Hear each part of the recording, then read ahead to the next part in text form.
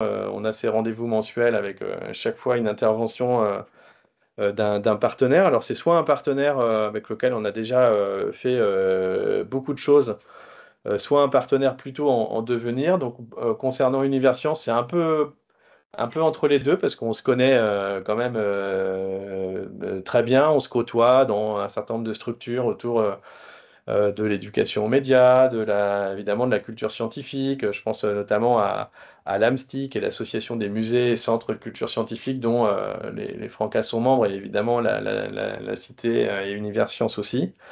Et puis, comme depuis quelque temps, on fait attention aussi à ce qu'on appelle la dimension politique de notre action éducative.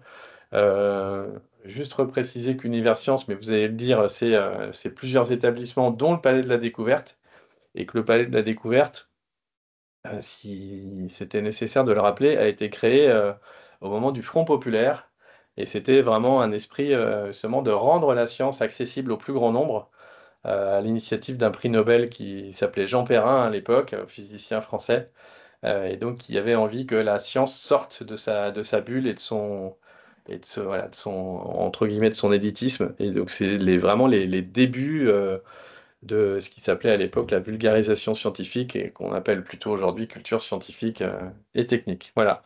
Donc Yann, je vous laisse la parole pour Merci. vous présenter, présenter Universcience et puis Ouais, plus précisément le printemps.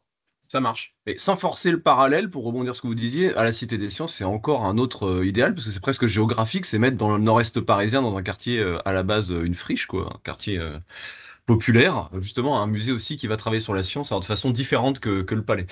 Alors, moi, je m'appelle Yann Aoustin, donc merci pour l'invitation aujourd'hui, hein. Je vais essayer de pas être trop long, ce que j'ai prévenu Monsieur Prévost pour laisser un peu de place si on veut discuter. Je vais partager un PowerPoint.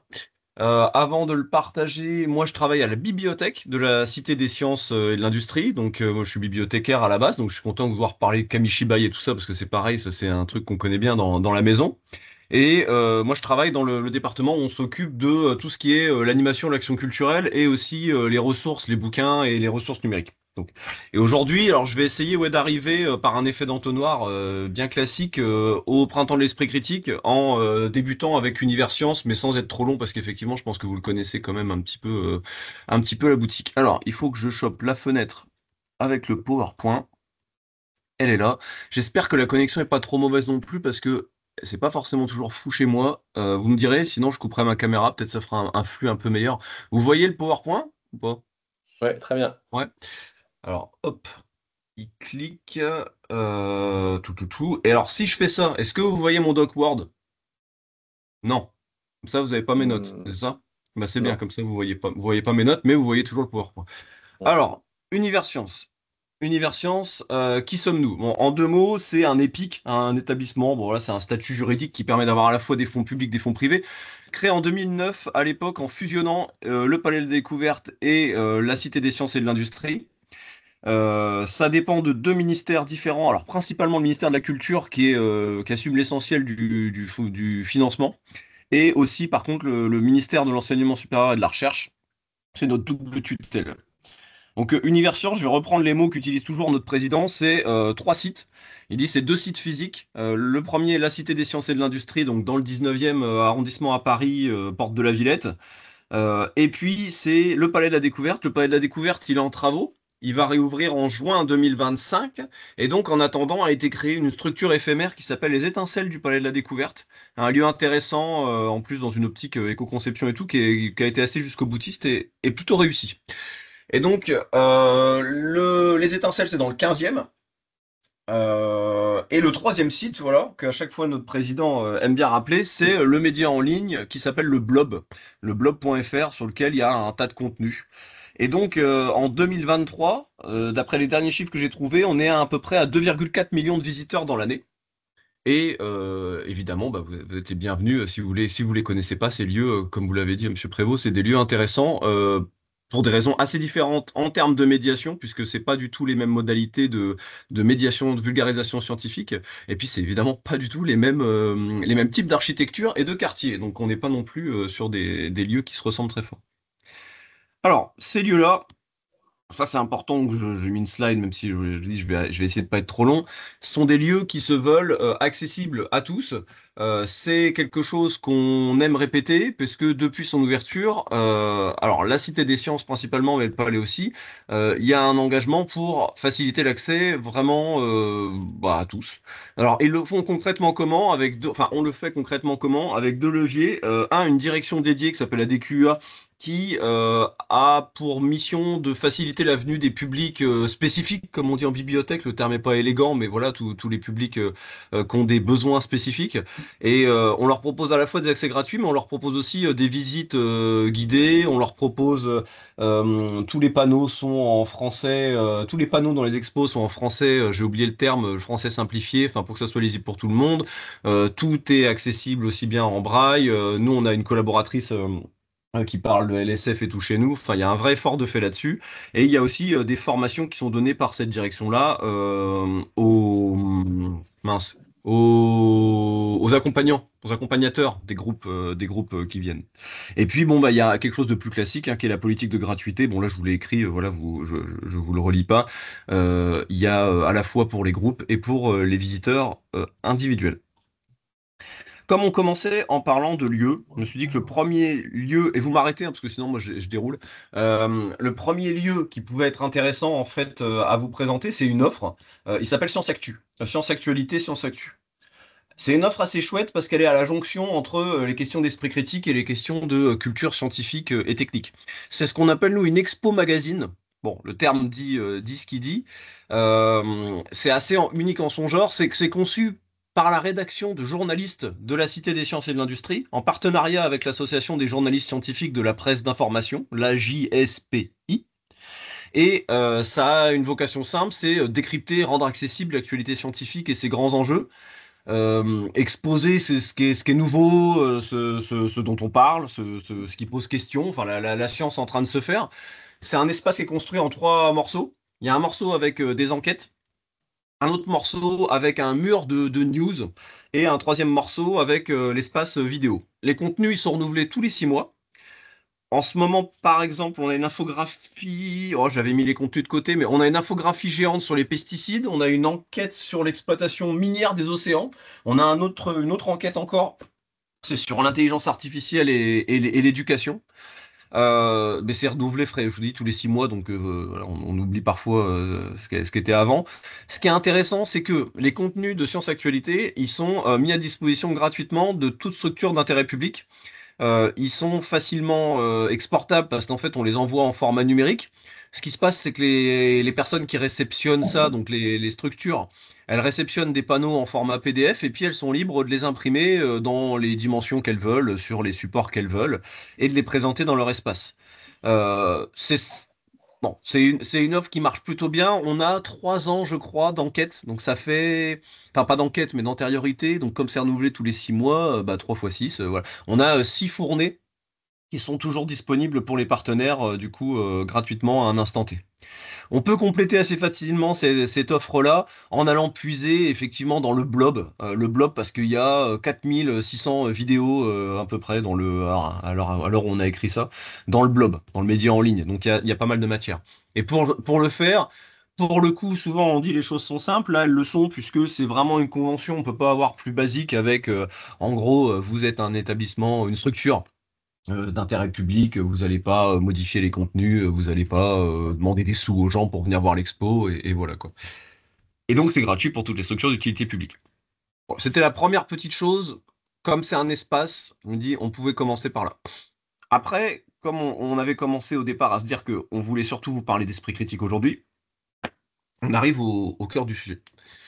L'esprit critique, c'est quelque chose d'important pour nous parce que ça figure en bonne place dans le projet d'établissement d'Univers Science pour les années 2021-2025. Ce projet-là, il a trois grands axes, trois grands piliers, qui sont la durabilité, l'innovation et l'esprit critique. Voilà. Ouais, coucou Sur les... Kaba. De quoi? Oui, et toi? Ah merde, c'est le téléphone, ok, je crois que c'était à moi, pas de souci.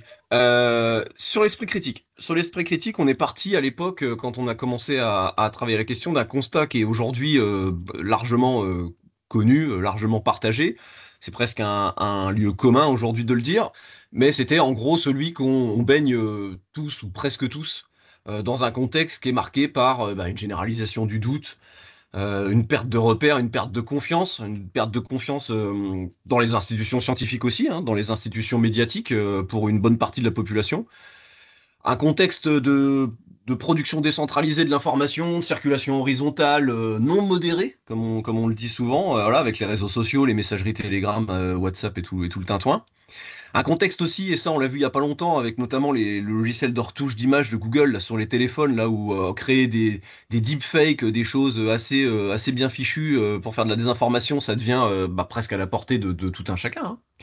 Et donc on est en gros, on était à l'époque et on l'a encore davantage qu'au moment où on s'est lancé, face à un environnement qui sollicite constamment nos capacités à discerner le vrai du faux, le douteux du certain et les croyances et les faits. Et donc c'est face à tout ça, face à ce mouvement, oui, ce mouvement sociétal, quoi, sociétal d'ampleur, que à l'époque notre président, il a pris sa décision de faire de l'esprit critique un des 3 axes de son projet.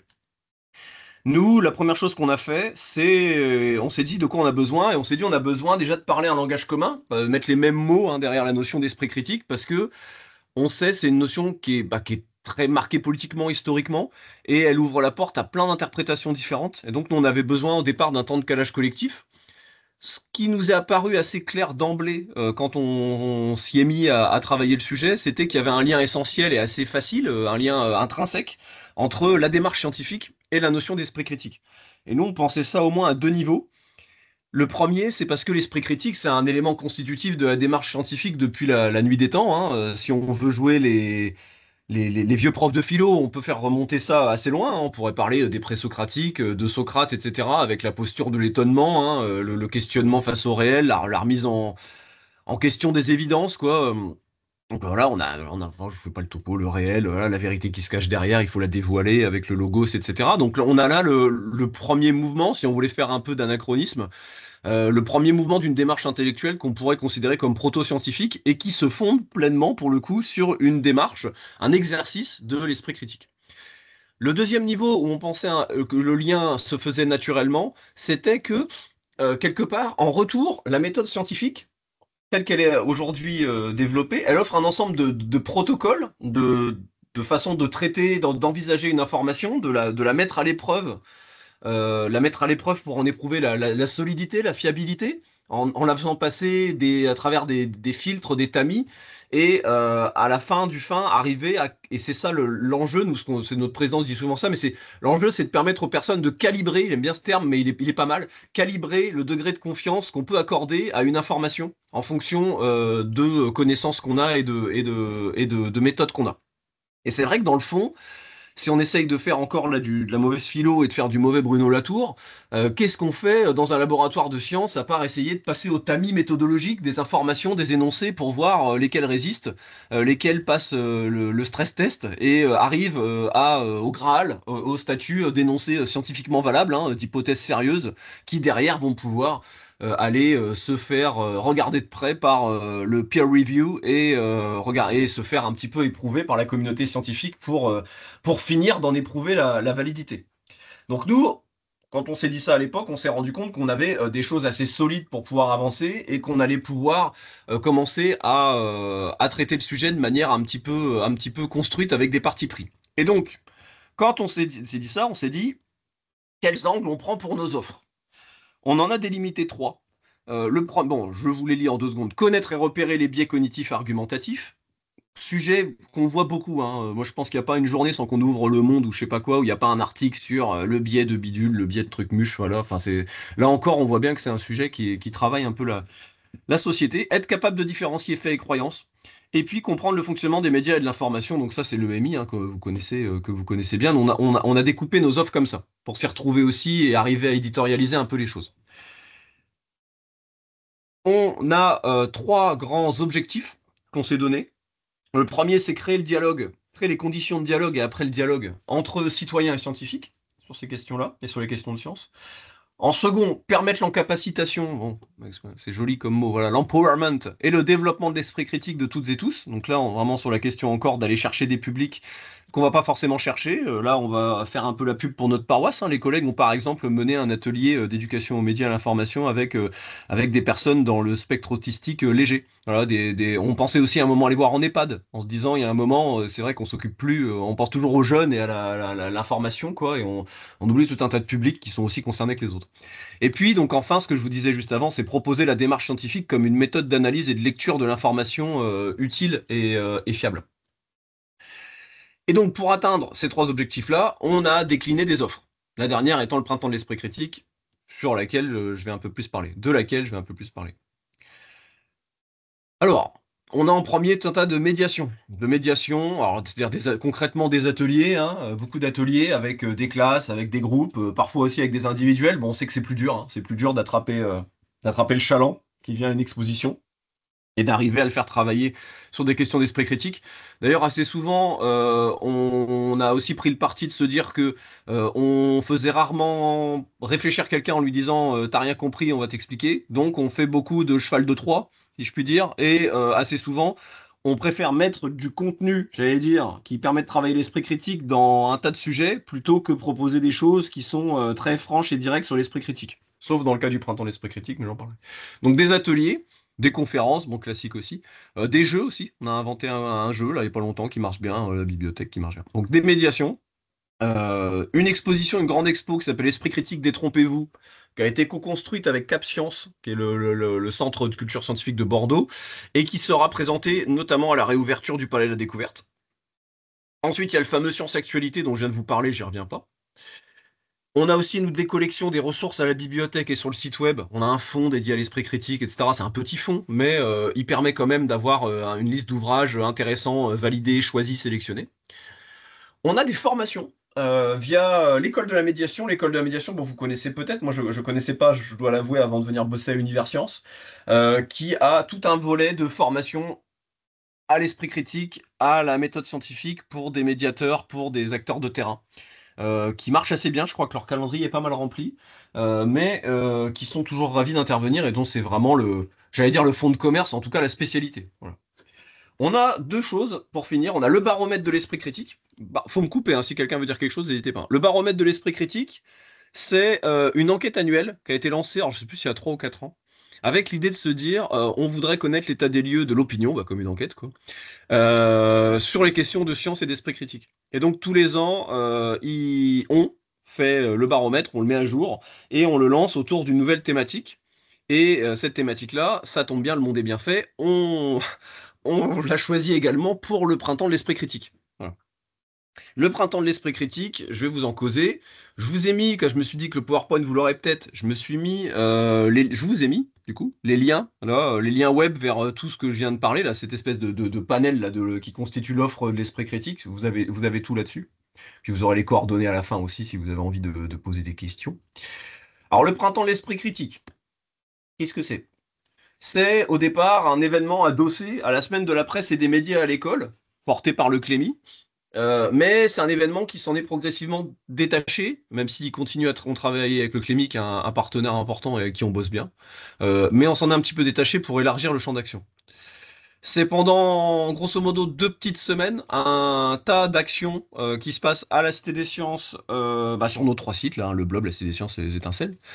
Et puis depuis l'an passé, on a eu pas mal. Enfin, il y a 2 ans, on a eu des demandes d'ouvrir le. On a vu des gens qui étaient intéressés, qui trouvaient qu'un événement autour de ces questions-là, ça faisait sens. Et du coup, on l'a ouvert l'an passé aux structures qui souhaitent y participer. Alors, on a commencé par, j'allais dire le facile pour nous. On a été parler aux bibliothèques. On a été parler au centre de sciences. Ça a pas mal marché, je vous le montrerai à la carte après, puisque en faisant vraiment de la communication sous le manteau, presque, hein, enfin à l'artisanal, hein, coup de mail à des gens qu'on connaît et tout, on a quand même une soixantaine de structures participantes, dont des réseaux de bibliothèques, donc ça a plutôt bien marché. Et ce qu'on souhaiterait, c'est essayer de continuer à faire grossir cet événement, parce qu'on voit bien que c'est un sujet qui prend de plus en plus de place dans le débat public, hein, voilà, on va le dire comme ça. En tout cas, qui taraude et qui travaille pas mal d'acteurs culturels et pas que culturels. Donc nous, on a monté ça en se disant qu'on cherchait, on, on avait en tête de trouver un moyen de favoriser quelque chose comme l'émergence d'une dynamique nationale, voilà, autour de ces questions. On s'est dit en même temps, si on arrive à réunir les différents acteurs, on pourra peut-être permettre de l'entraide, de la montée en compétences, bon, là, le partage de bonnes pratiques, etc., les choses qu'on connaît, mais qui sont pas dans ce cas-là, qui sont assez importantes, parce que on a eu des toutes petites bibliothèques, par exemple, qui voulaient participer et qui se sentent un peu toutes nues hein, vis-à-vis de ces questions-là, et qui disent, mais comment je fais, moi, pour m'emparer du sujet? Donc, c'est là où on voyait qu'il y avait vraiment un effet de partage qui était intéressant. On n'y est pas encore arrivé vraiment parce qu'on voulait que ça passe par la plateforme web et pour l'instant on n'y est pas encore. Donc on a encore des marges, des belles marges là, pour avancer. Et on voulait aussi, et ça c'est plutôt l'aspect com, on voulait monter quelque chose qui permette d'attirer l'attention, de rendre visible l'implication qui se passe tout au long de l'année, de la part de plein d'acteurs sur ces sujets-là, comme ça peut être sur la fête de la science ou sur d'autres choses, où finalement on fait la journée. Vous voyez, la journée mondiale des vers de terre, il se passe plein de choses sur l'année, tout au long de l'année sur les vers de terre, mais bon, ils ont quand même la journée, et comme ça ça les met en valeur, même si on sait qu'ils bossent toute l'année, les vers de terre, on en a tous la preuve dans nos composts. Voilà. Alors, le printemps de l'esprit critique. Une fois que j'ai dit ça, donc ça c'était voilà, je vous avais mis la petite carte l'an passé, on voit pas très bien parce que il y a des réseaux de bibliothèques là-dedans. Alors les réseaux de bibliothèques, on a mis le point central du réseau, mais bon, il y a des fois il y a plusieurs bibliothèques. Ce qui était sympa, c'est que par exemple, on a mis Clapier en bas. Clapier, je crois, c'est 3000 habitants. C'est une bibliothèque qui a sorti une programmation sur 3 jours qui était super, enfin, super construite et tout. Et à côté de ça, on avait la BPI aussi. Donc on a réussi ce grand écart, ça on était content. Mais on voit bien que le maillage, ma chère diagonale du vide, elle est vide. Voilà. Bon, c'est qu'il y a moins d'acteurs aussi dans ces coins-là. Et et en tout cas, on a encore largement de la place pour faire développer ça. Alors, qui peut participer? Bah, toutes les structures qui souhaitent y participer. On peut pas faire plus simple. Ou en se raccrochant à la thématique de l'année, sous l'angle de l'esprit critique, ou en proposant une action qui porte sur l'esprit critique sur un autre sujet. On n'a pas voulu être trop non plus, voilà, parce que sinon, déjà que les dates, par contre, sont fixées par nous, c'est dit, si on commence à bloquer avec la thématique annuelle que nous on choisit, ça peut être dommage pour certaines structures qui avaient des trucs, elles pouvaient les développer un petit peu plus, voilà.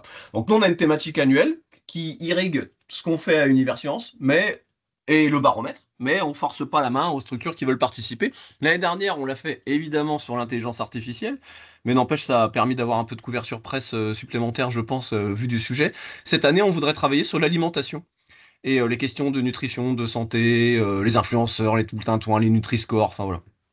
Beaucoup de matière là-dessus, beaucoup de désinformation. Je pense que là, voilà, à titre individuel, on y est tous confrontés toute la journée à ces articles plus ou moins costauds et sourcés. Voilà. Donc l'an passé, je vous l'ai dit, une soixantaine de structures. On a eu voilà, 10 ONG et assos, 6 universités, instituts de recherche, 26 bibliothèques ou réseaux de bibliothèques, parce qu'il y en a plus que 26, et 17 centres de culture scientifique.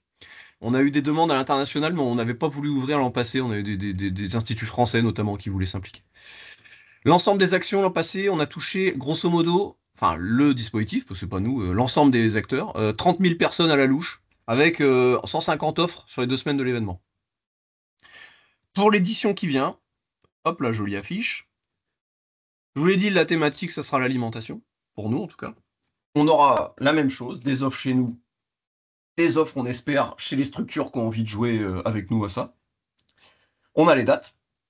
On a les dates de début d'inscription officielle. Les dates de début d'inscription officielle, ça se passe sur le site web. Après, en vrai, les structures, bon, vous êtes des structures costauds, mais il y a plein de structures qu'on a aidé à saisir parce que voilà, le but c'est que tout le monde, il n'y a pas de frein là-dessus, à ce niveau-là. On en avait prévu des webinaires parce qu'on trouvait qu'il y avait pas mal de collègues qui me disaient ouais mais on aimerait bien un peu de contenu quoi parce qu'il y a un moment ça sert à ça aussi. On parlait tout à l'heure de monter en compétences.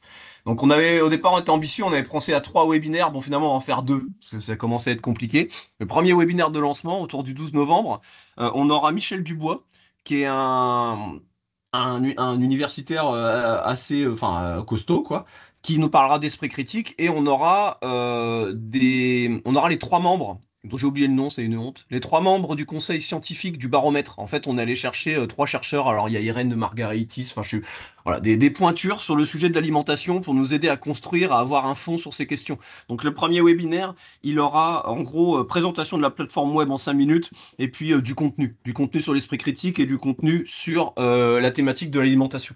Il y aura un second webinaire qui sera plutôt piloté par l'école de la médiation et qui là sera plutôt bon bah j'aimerais bien faire mais je sais pas quoi faire. Donc qu'est-ce qu'on peut faire? Avec des idées, comment travailler la thématique dans des médiations.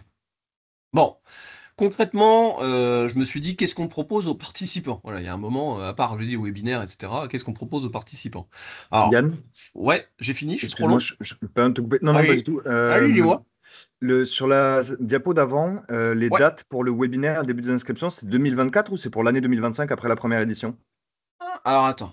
2000. Alors, les annonces, elles sont à jour. C'est-à-dire que là, on peut, si une structure veut s'inscrire, elle peut, dès le 15 octobre 2025, dire, bon, bah, moi, je participe à l'édition 2025. 24, Pardon, oui, 24. j'ai compris. Ouais, voilà, Ok, 24, j'ai compris. Ouais, ouais, c'est ça la ok, connerie. super.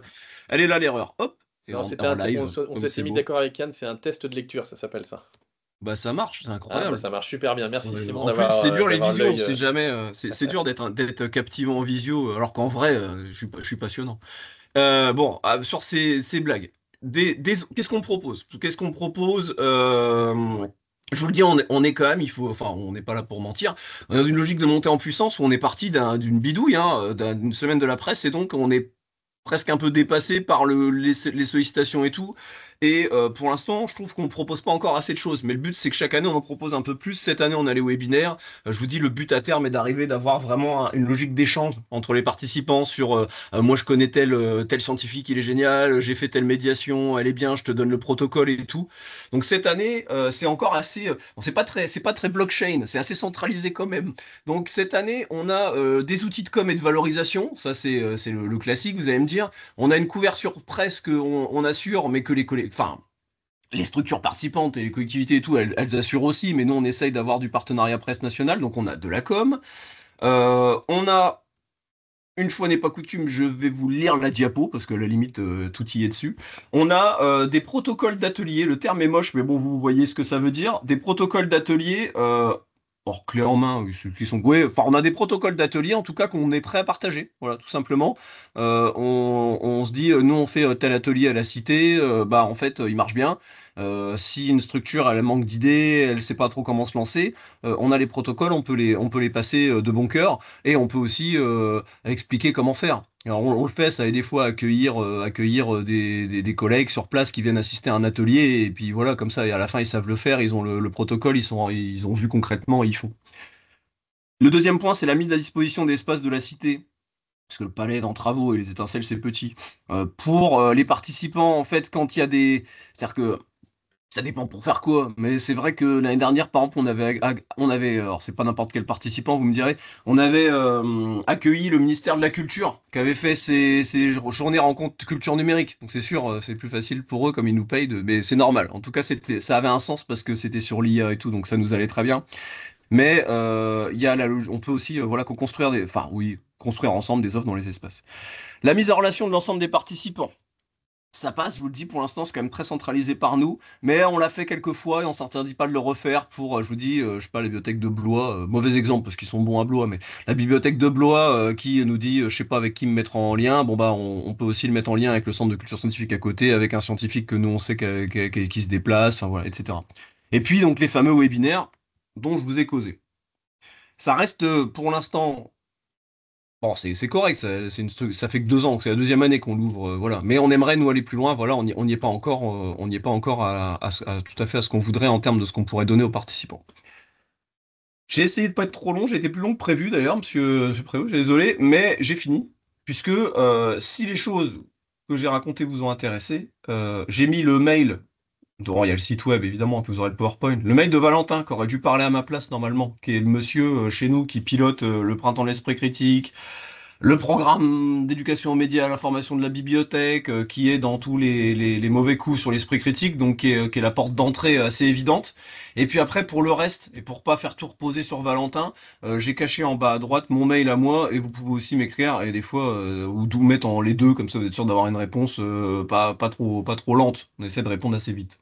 Voilà, j'ai tout dit. Eh ben merci. On va plutôt s'appeler Yann et Hervé que Ah, Monsieur Aoustin et Monsieur je Prévost, peux, hein, je peux et tout puis faire. peut-être qu'un jour on finira par se tutoyer, mais voilà. Ça marche. Bah, merci beaucoup pour cette présentation. Alors, pour faire un lien avec les questions que les uns, les unes et les autres pourront avoir, dire que l'année dernière, les Francas ont participé un peu in extremis au Printemps de l'Esprit Critique. en proposant un webinaire qu'on animait dans le cadre du groupe Esprit critique et scientifique du CNAGEP. Donc, le CNAGEP, c'est le collectif des associations de jeunesse et d'éducation populaire, qui était déjà prévu, s'intègre à cette programmation. Donc ça, je le dis pour les collègues des départements et des régions, parce que ça veut dire que si vous avez des événements qui sont, ou différentes activités qui sont déjà prévues et qui, pour vous, rentrent dans le cahier des charges, il n'y a pas forcément besoin d'inventer des choses spécifiques pour participer au printemps de l'esprit critique. Voilà, donc ça, c'était une première chose. Puis du coup, j'en profiterai pour mettre dans le chat, pour vous, Yann, et puis pour celles et ceux qui ne l'auraient pas eu, la lettre, la publication du CNAGEP sur la question de l'esprit critique. En gros, esprit critique, un cap à tenir pour les associations d'éducation populaire. Donc ça, c'était plutôt un plaidoyer, un manifeste.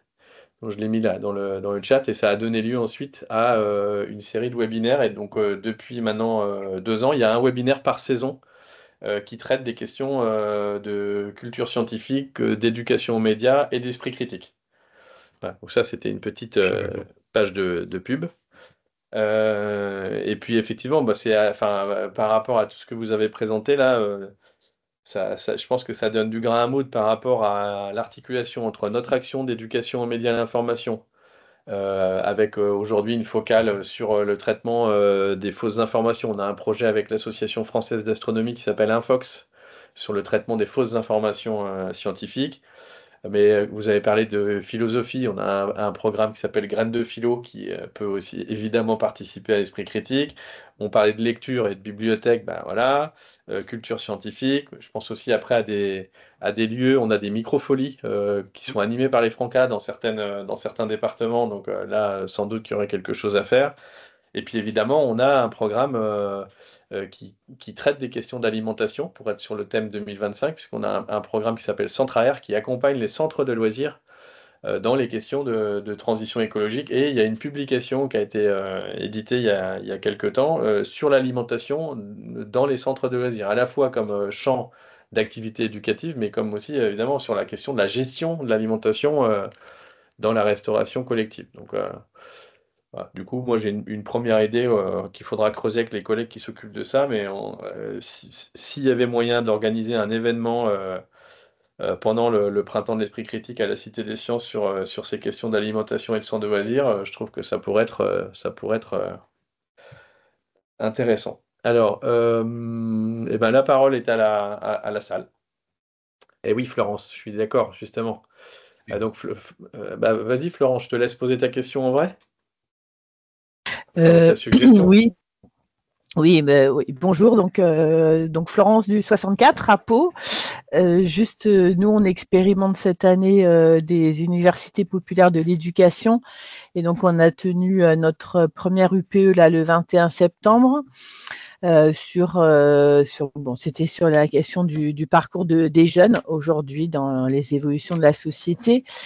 Et du coup, on a travaillé ce projet avec Habitat Jeune et on souhaite continuer à travailler cette question. Et une des thématiques, il y en avait 5, et une des thématiques, c'était autour de la question du numérique et voilà. Bon, il y avait aussi les questions autour de la transition écologique. Enfin, voilà, il y a plusieurs sujets qui ont été abordés en fonction des problématiques des jeunes. Et je me dis que voilà, c'est quelque chose en tout cas, c'est des modalités d'organisation dans l'UPE où ça pourrait peut-être être intéressant de s'associer. Je ne sais pas sous quelle forme, mais voilà, ça pourrait être intéressant, sachant qu'on n'est pas que sur des experts scientifiques dans nos UPE, mais aussi des experts d'usage, comme les Francas aiment à le dire. Donc ça, voilà, peut-être qu'il y a des choses à faire dans ce cadre-là.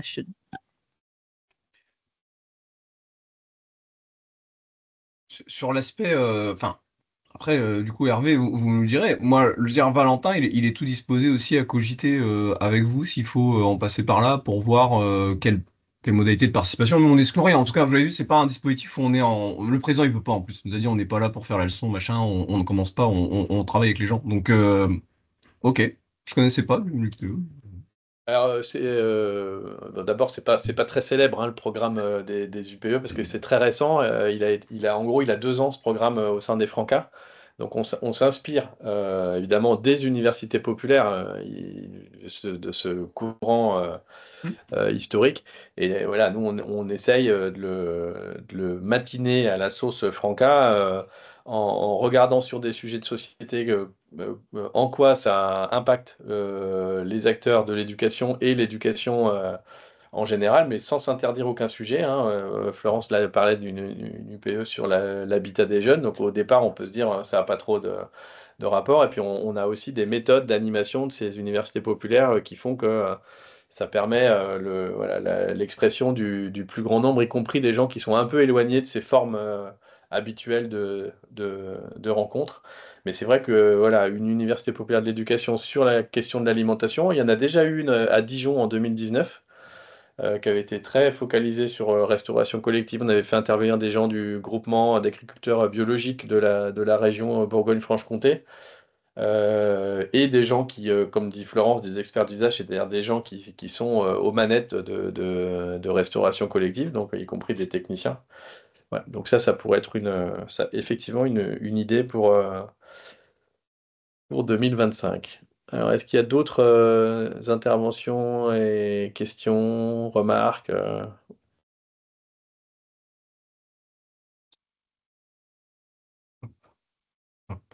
David? Oui, mais moi je trouve que c'est très intéressant qu'on puisse avoir un événement autour de la question de l'esprit critique. Je voulais revenir un peu sur ce que tu disais, Hervé, par rapport au dispositif Mfox qu'on a travaillé avec l'AFA. Juste pour info, ça fait 2 étés que les Francas d'Occitanie mènent une action autour du travail sur l'esprit critique dans le cadre de la Nuit des Étoiles à la Cité de l'Espace pendant l'été. Et que le partenaire, la Cité de l'Espace, trouve vraiment cette petite animation qu'on a un peu recalibrée pour qu'elle soit adaptée à un temps un peu plus court. Une petite heure fonctionne assez bien. Et comme le disait Yann, c'est un peu un standard d'atelier. En fait, on a une forme d'atelier qui peut fonctionner et qui pourrait être adaptée sur la question de l'alimentation, par exemple. Et je trouverais que ça pourrait être sympa qu'on puisse discuter avec quelques-uns qui sont ou Infox ou pas trop, mais qui pourraient avoir envie de proposer un format d'atelier de 45 minutes qu'on pourrait déployer assez facilement. Voilà. Sur le principe, c'est essayer de faire vivre au public une expérience de journaliste scientifique en se disant je dois écrire un article, j'ai on a un sujet qu'on me donne et je vais devoir regarder un peu les éléments qui peuvent composer cette information, essayer de se mettre d'accord sur quel axe, quelle entrée on va prendre, qu'est-ce qu'on va essayer de dire de cet article, en tout cas de ces articles, qu'est-ce qu'on va essayer de leur dire pour écrire un article. Et tout l'intérêt, c'est surtout la dernière étape qui est de choisir un titre à notre article. Et donc, de choisir 3 titres différents. Le premier, c'était un titre le plus neutre possible, donc qui ne donne pas trop d'indications. Un titre un peu voilà, très aguicheur, on va dire. Et après, essayer de réfléchir à un titre qui cible un type de public. Donc, ce qui permet au petit groupe de réfléchir activement sur finalement comment, à travers un écrit, j'influence le fait qu'on ait envie de me lire et ainsi de suite. Et donc, je trouve que c'est assez intéressant sur la question critique en tout cas de la presse à la fois écrite, mais de pouvoir réfléchir par soi-même aussi. Et ça marche assez bien. Le 82, là, l'a fait dans le cadre de la fête de la science autour de l'océan. Donc, on a changé de sujet et ça marche assez bien. Et donc, je me dis que sur la question de l'alimentation, on a déjà là une espèce de structure qu'on peut réadapter, réutiliser et proposer. Voilà.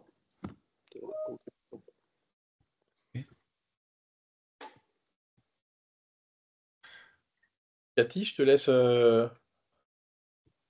oraliser ta... Oui, je voulais pas couper l'intervention.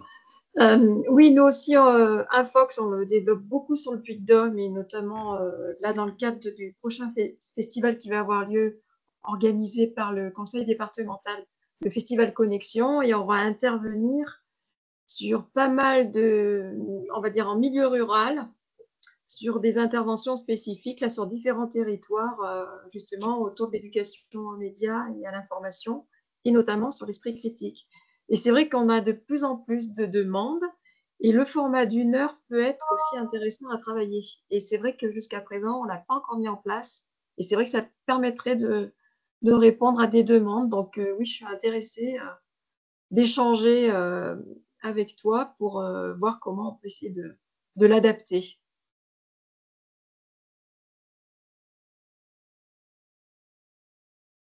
Ok, merci. Alors, avant d'autres interventions, moi j'avais une question, une double question, Yann. Quand vous avez dit que c'était très marqué politiquement, l'émergence de l'esprit critique. Je veux bien que vous en disiez un peu plus parce que je n'ai pas forcément l'histoire de ça. C'est Et là où il puis faut après, couper la caméra. C'est c'est là où il faut couper l'enregistrement. C'est-à-dire, nous, on évite, entre guillemets, cet écueil en prenant l'axe qui est celui sur lequel on est légitime, qui est celui de la culture scientifique. Mais c'est vrai que l'apparition des...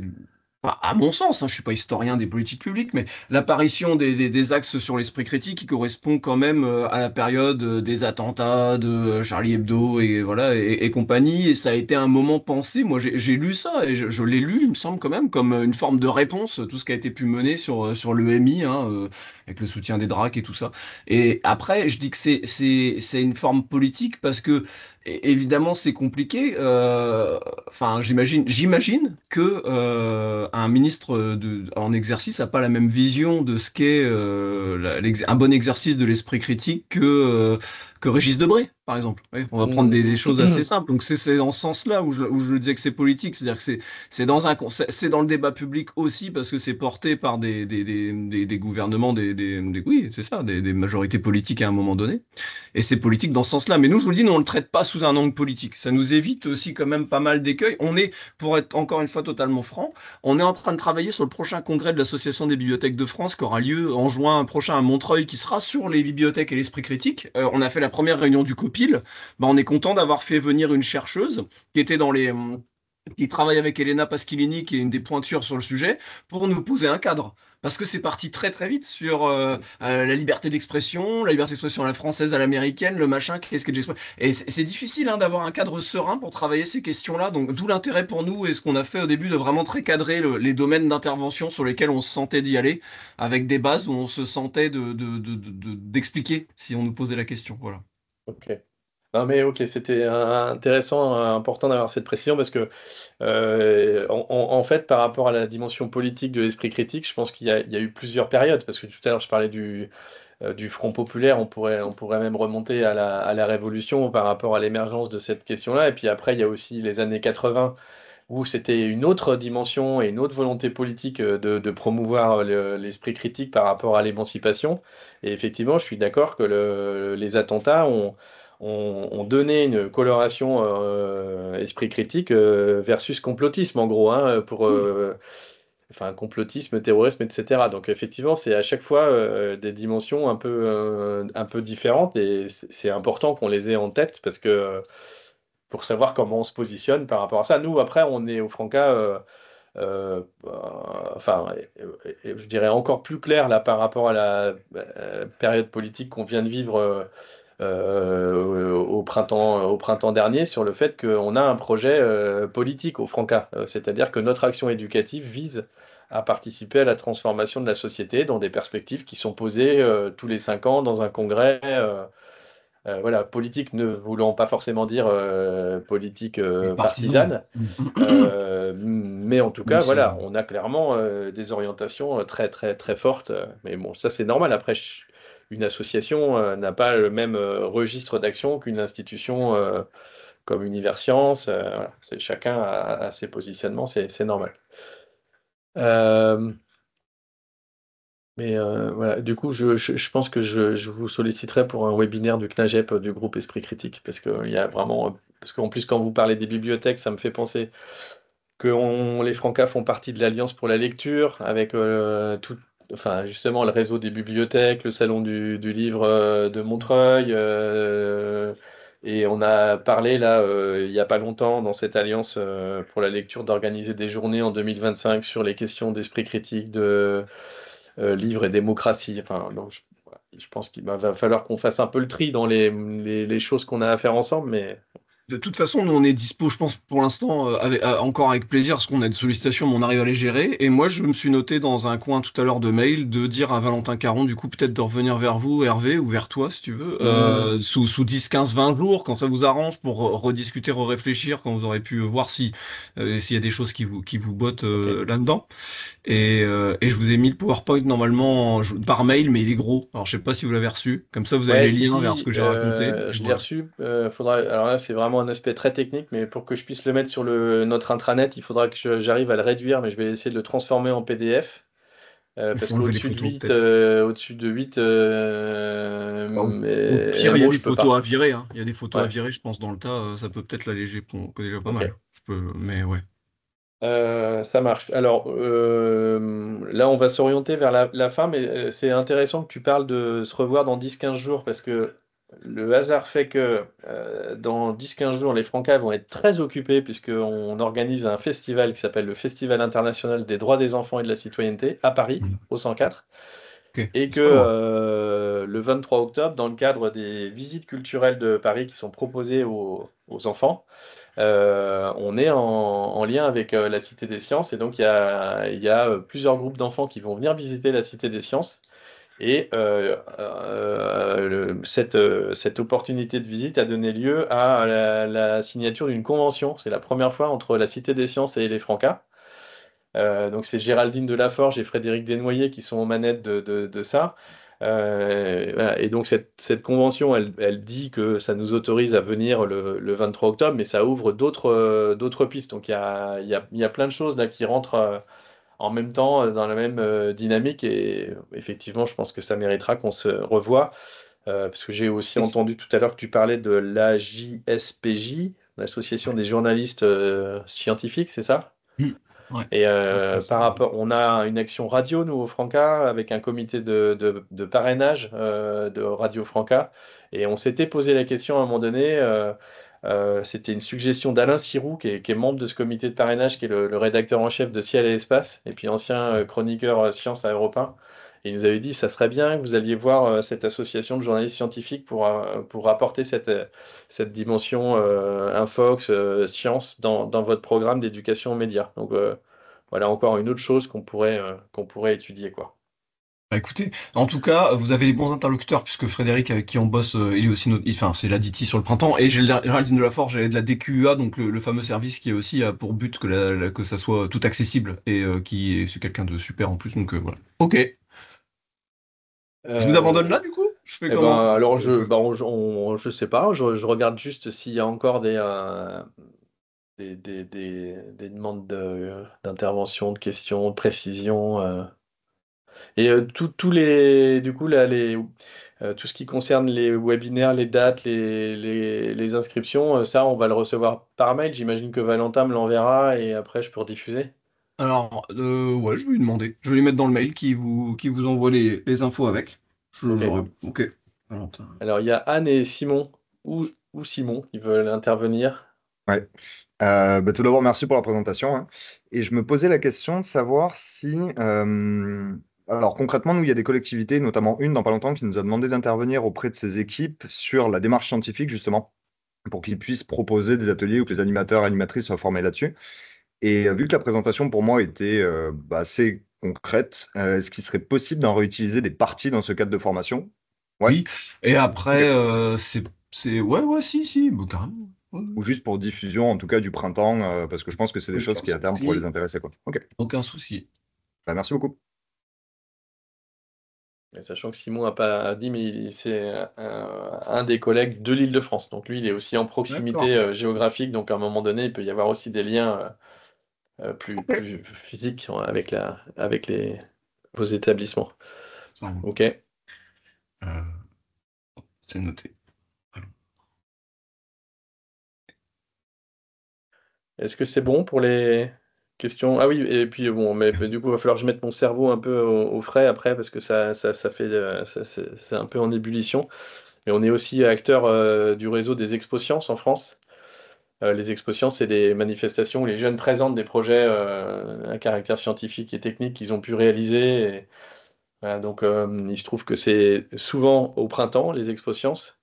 Donc, on appelle même ça le printemps des Expo-Sciences. Donc, à un moment donné, printemps des Expo-Sciences, printemps de l'esprit critique. Je pense qu'il y aura aussi des connexions, évidemment, à envisager, puisque quand tu parlais des ateliers un peu clés en main qu'on peut proposer, je pense que ça, clairement, dans l'offre d'animation qu'on propose aux jeunes pendant les Expo-Sciences, ça pourrait être très intéressant. Et donc là, Je le le note. président du collectif Expo-Sciences Occitanie qui va reprendre la parole, David. Je note. Oui, super idée. Tout à fait. En effet, c'est intéressant qu'on puisse. Alors après, même si pour nous, l'Expo Science en Occitanie, elle est plutôt tout début vraiment fin de printemps, quoi. On est tout début juin, mais on a des actions dans les départements plutôt au printemps, donc ça peut être intéressant pour faire émerger des projets. Ouais. Voilà, puis je vois aussi Aline qui est aux manettes des Expo Sciences Vendée, Pays de la Loire, qui opine du chef. Ok. Eh ben, écoutez, donc on va. Alors, de toute façon, je pense qu'aujourd'hui, on va terminer notre rendez-vous plus tôt que d'habitude, parce qu'on est tous bien occupés par différentes choses. Puis il y avait certains qui disaient qu'ils avaient des rendez-vous, qu'ils allaient devoir nous quitter avant. Donc, une dernière intervention d'Aline, et puis après, on va se. Non? Tu as levé la main, je crois. Oui, Ouais, j'ai levé vas-y, la main vas-y. effectivement, mais rien à voir avec les sciences. C'est que je viens de me rappeler quand tu parlais des activités artistiques et culturelles. J'ai participé la semaine prochaine aux rencontres interprofessionnelles du Préac, donc qui lie petite enfance et patrimoine. Donc il y aura peut-être des éléments à vous faire partager. J'ai vécu plusieurs temps, notamment des temps d'animation où on a pratiqué certaines activités qui permettent de faire du lien avec le terrain, et puis aussi des rencontres interprofessionnelles entre le milieu de la culture, le milieu de l'éducation nationale, et j'étais la caution éducation populaire, la seule de cette journée-là. Donc voilà.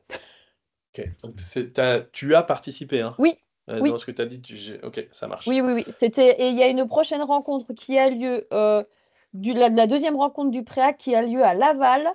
Alors attendez, je vous raconte pas de bêtises, au mois de février. Alors je sais pas si je vais aller galoper jusque là-bas parce qu'a priori, la thématique sera sur la rencontre entre les 0-3 ans et le patrimoine. Et c'est le 6 février à Laval.